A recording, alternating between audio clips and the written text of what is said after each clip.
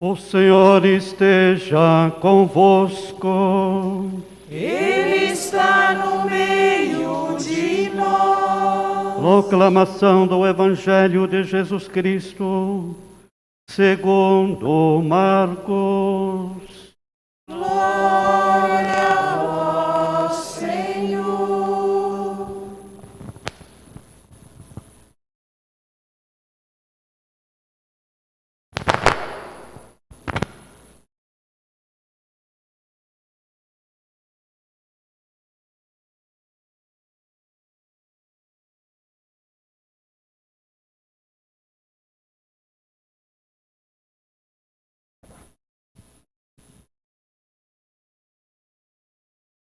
Tendo sido aclamado pela multidão, Jesus entrou no templo em Jerusalém e observou tudo. Mas, como já era tarde, saiu para Betânia com os 12. No dia seguinte, quando saíam de Betânia, Jesus teve fome. De longe, ele viu uma figueira coberta de folhas e foi até lá para ver se encontrava algum fruto. Quando chegou perto, encontrou somente folhas, pois não era tempo de figos. Então Jesus disse à figueira: que ninguém mais coma de teus frutos. E os discípulos escutaram o que ele disse. Chegaram a Jerusalém. Jesus entrou no templo e começou a expulsar os que vendiam e os que compravam no templo. Derrubou as mesas dos cambistas e as cadeiras dos vendedores de pombas. Ele não deixava ninguém carregar nada através do templo. E ensinava o povo dizendo: não está escrito, minha casa será chamada casa de oração para todos os povos? E, no entanto, vós fizestes dela uma toca de ladrões. Os sumos sacerdotes e os mestres da lei ouviram isso e começaram a procurar uma maneira de o matar.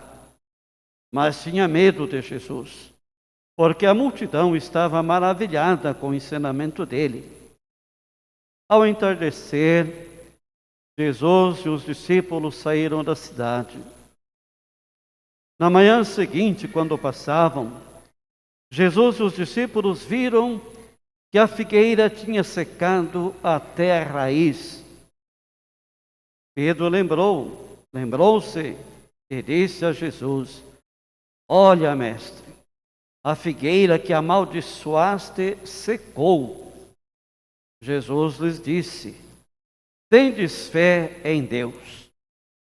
Em verdade eu vos digo, se alguém disser a esta montanha: levanta-te e atira-te ao mar, e não duvidar no seu coração, mas acreditar que isso vai acontecer, assim acontecerá.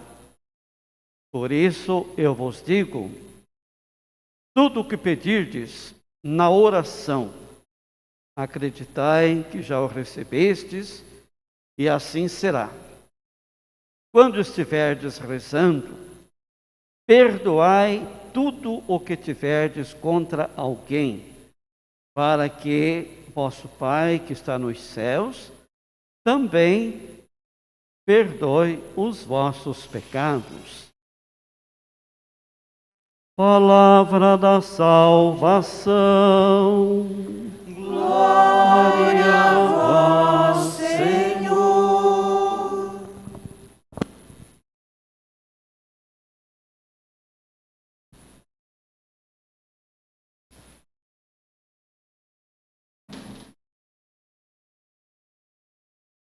Antes de falar sobre o sacramento que vocês receberão hoje, eu quero trazer uma reflexão sobre as leituras que nós acabamos de ouvir.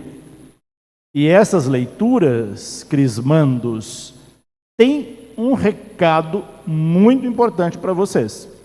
Por isso eu queria que vocês prestassem bem atenção nas mensagens que eu vou extrair dessas leituras para a vida de vocês.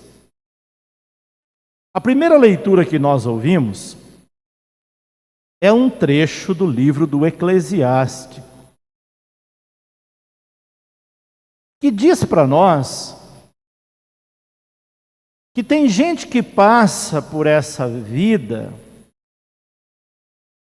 e é como se não passasse, porque nunca fez nada de bom, porque nunca fez algo que marcasse a sua presença nesse mundo.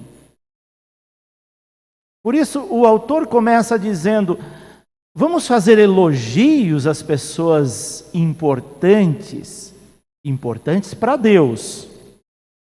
E o que é que nos torna importantes para Deus? São as coisas que nós fazemos de bom nesse mundo. Quem passa por esse mundo e nunca fez nada de bom para alguém, para outras pessoas, teve uma vida vazia, será esquecido rapidamente. O que fica, o que nos eterniza, são as coisas boas que nós fazemos.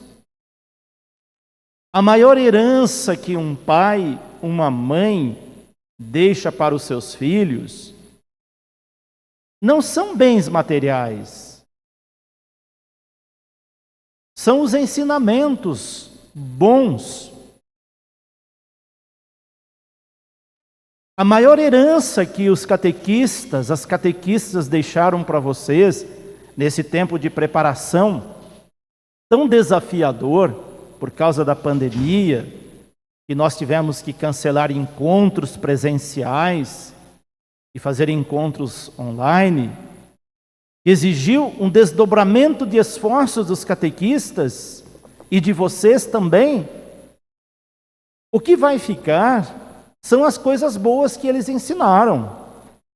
Se não ficou nada, vocês não vão lembrar mais dos seus catequistas. E pior que isso, vocês não vão lembrar de Deus. Porque o que eles ensinaram são coisas de Deus. São coisas que devem servir para a vida, não só para esse momento em que vocês receberão o sacramento da confirmação do batismo. Devem ser ensinamentos que fiquem para a vida de vocês. É tão bonito quando a gente encontra alguém já de cabelos brancos e diz: eu não esqueço o meu catequista, a minha catequista, pelas coisas que me ensinou. Sem perceber, aquele catequista, aquela catequista eternizou na vida daquela pessoa. Se tornou importante, porque ensinou algo que ficou para sempre. Quão pobre será a formação de vocês, se vocês não lembrarem de nada do que eles ensinaram, das coisas de Deus, dos caminhos de Deus. Por isso, essa leitura, ela mostra para nós que nós nos eternizamos nesse mundo pelas coisas boas que fazemos, pelas coisas boas que ensinamos, por aquilo de bom que nós nos tornamos. Nós não podemos ser só aparência. Há pessoas que são só aparência, não têm uma essência. O que adianta você ser uma bela pessoa por fora e por dentro ser oco, vazio, não ter nada de nobre, nada que te eternize no mundo e para Deus? Quando nós ouvimos o Evangelho, nós ouvimos uma parábola logo no início de uma figueira belíssima, cheia de folhas verdes, que de longe encantou Jesus. E Jesus se dirigiu àquela formosa figueira. Mas quando ele chegou perto, ele teve uma grande decepção. Aquela figueira era só folha, ela não tinha frutos. Eu penso que vocês, crismandos, não querem ser uma figueira só de folhas. Deus espera frutos de vocês. E que frutos Deus espera de vocês? Que vocês assumam o batismo de fato. Esse batismo que será confirmado hoje deve ser provado com os frutos que vocês darão, participando mais da igreja, quem sabe assumindo algum trabalho na igreja. Vocês viram que bonito é o trabalho dos catequistas, das catequistas? E vocês são jovens, podem muito bem assumir uma turma de catequese dos pequeninos, pode estar ajudando outros catequistas, pode estar no grupo de jovens, pode estar em alguma pastoral dessa igreja, pode estar na liturgia fazendo leituras, podem estar numa equipe de canto, animando as celebrações com os cantos, ou com um instrumento que vocês porventura saibam tocar. Há tanta coisa para fazer e às vezes a gente nem à missa vem. Que triste será para os seus catequistas quando eles vierem à missa e não ver vocês aqui na missa. O sacramento do crisma é para a gente assumir a igreja, não é para assumir da igreja. Só que infelizmente as pessoas confundem e acham que em vez de assumir, é para assumir, não voltam mais para a igreja. Quantos jovens a gente vê que depois de receber o sacramento do crisma, não volta mais para a igreja, não coloca mais os pés na igreja. É uma figueira só de folhas. Quando a gente chega perto, não tem nada de bom. Vocês viram o que aconteceu com a figueira? Jesus ficou tão chateado que a figueira não tinha frutos, que ele disse: você está só inutilizando a terra, você não serve para nada. No outro dia a figueira estava seca, e uma figueira seca só serve para queimar, para mais nada.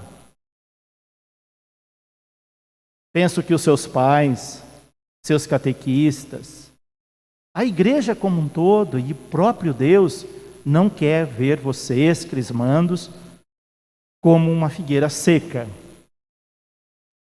mas uma figueira que dê muitos frutos. Você vai alegrar, sobretudo a Deus, se você responder desta maneira, assumindo a sua igreja, assumindo a sua comunidade, que é esta daqui, onde vocês estão recebendo o sacramento. E vocês devem cuidar dessa comunidade como vocês cuidam da casa de vocês. Eu imagino que vocês cuidam bem da casa de vocês. Eu não vou perguntar para os seus pais se vocês cuidam, mas eu imagino que sim, que vocês ajudam a cuidar da casa. Aqui é uma extensão da sua casa. É a sua casa e é também a casa de Deus. E aqui é lugar de respeito, é lugar de amor, é lugar que a gente encontra com Deus e com os irmãos.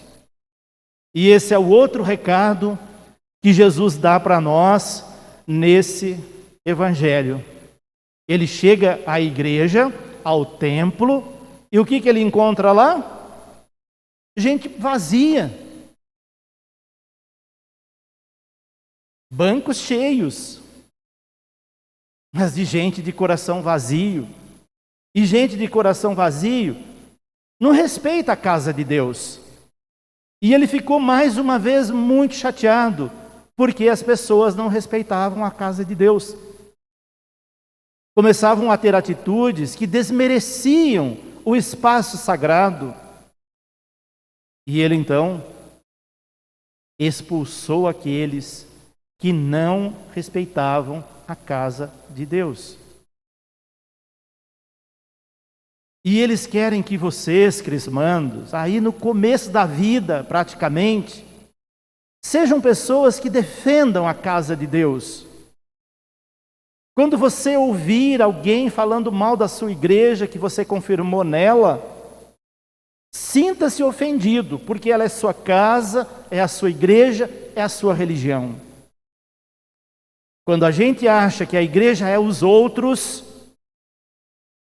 nós somos figueiras estéreis, nós somos templos violados, mas quando a gente assume a igreja, nós defendemos essa igreja, porque nós amamos, porque ela também é a nossa casa, e nós vamos cuidar dela. Vocês viram como a equipe que preparou esta celebração, a equipe de liturgia, a equipe de catequistas, deixou tudo tão bonito, porque elas sabiam que vocês vinham, elas estenderam um tapete vermelho para vocês passarem. A gente só estende tapete vermelho para gente muito importante. Vocês são muito importantes. Importantes para a nossa igreja. Importantes para Deus. Porque hoje também vocês vão receber os dons do Espírito Santo.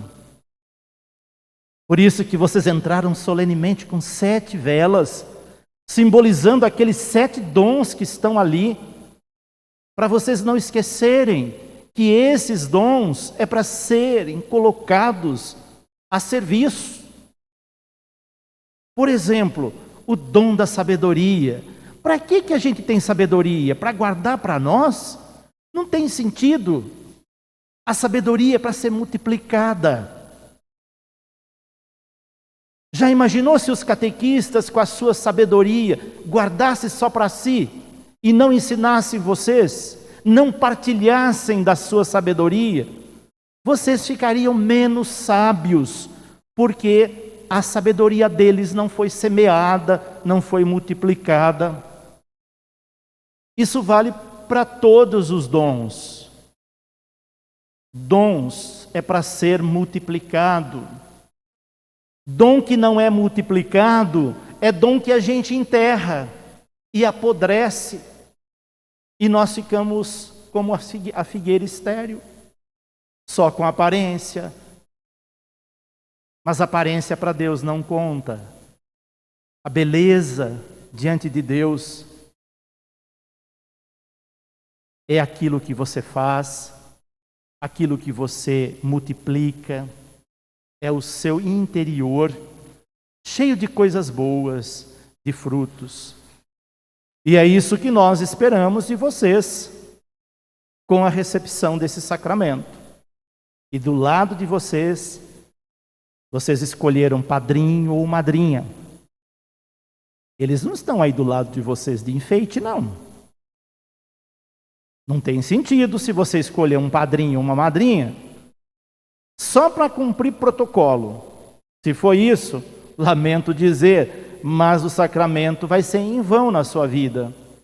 O padrinho, a madrinha que você escolheu, é aquela que você confia.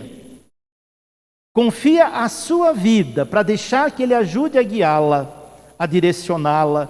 Então o seu padrinho, a sua madrinha tem todo o direito de cobrar de você se você não vier para a igreja. E você, eu tenho certeza, não vai ficar chateado com eles. O dia que eles disserem, você foi à missa hoje? E você vai dizer, não fui. Por quê? Por preguiça? Não é porque vocês terminaram essa etapa de preparação que vocês já estão prontos. Claro que não. Para Deus, a gente, até o último dia da nossa vida, a gente tem que aprender algo dele. Então não abandone a Deus. Não abandone a sua igreja. E os seus padrinhos estão aí do seu lado para estar impulsionando vocês para não desanimarem. É por isso que vocês escolheram padrinhos. Pessoas que vocês amam, pessoas que vocês confiam, pessoas que vocês têm como exemplo, como modelo de pessoa digna, de pessoa de Deus, de pessoa de fé. E vai ser um exemplo na sua vida. Quando vocês eram pequeninhos, vocês foram batizados e vocês não sabiam que vocês estavam recebendo um sacramento importante. Seus pais e seus padrinhos sabiam. Agora, com a idade que vocês têm, hoje vocês recebem o sacramento da maturidade cristã. Hoje vocês estão dizendo com as próprias palavras, com plena consciência, que vocês querem continuar sendo católico. Eu sei que os catequistas já disseram isso para vocês antes deste dia de hoje, mas eu estou reforçando para vocês não esquecerem que vocês estão confirmando o batismo, confirmando que vocês querem continuar sendo católicos, praticantes. Não é católico de censo de IBGE. Sabe aquela pessoa, quando alguém pergunta na rua, qual a sua religião? E ela diz, eu sou católica, mas ela não sabe nem onde fica a igreja do seu bairro. Tem muita gente assim. E eu acho que você, crismando, não é uma pessoa assim. Você sabe onde fica a sua igreja e você virá participar dela agora com o seu batismo confirmado. Isso vai ser um orgulho para todos nós. Eu ficarei muito feliz, como pároco dessa paróquia, de vê-los na missa, junto com seus pais, com seus padrinhos. E se eles não vierem, vocês já são grandinhos e podem vir sozinhos. Serão muito bem-vindos e serão exemplo dentro de casa, se assim o fizeres.